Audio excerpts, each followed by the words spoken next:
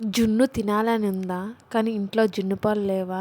అయినా ఇన్స్టెంట్గా జున్ను ఎలా తయారు చేసుకోవాలి ఈ వీడియోలో చూద్దాం. ఫస్ట్ అయితే ఒక half litre full creamy milk తీసుకొని ఒక గిన్నెలో వేసుకోండి. దాంట్లో పావు కేజీ బెల్లం వేసుకోండి. రెండు వేసుకొని చక్కగా మిక్స్ చేసుకోండి. ఇప్పుడు ఫ్లేవర్ కోసం 4 దంచిన ఇలాచి, సొంటి కూడా కొంచెం వేస్తున్నా. మీకు నచ్చితే మిరియాలు కూడా దంచి వేసుకోండి.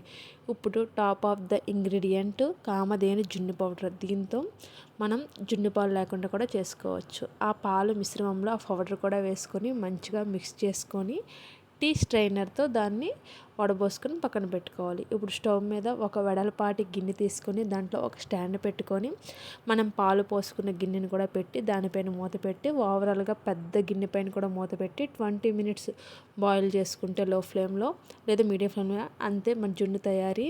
వీడియో కనుక నచ్చినట్లయితే లైక్ చేయండి, సబ్స్క్రైబ్ చేయండి. Bye bye.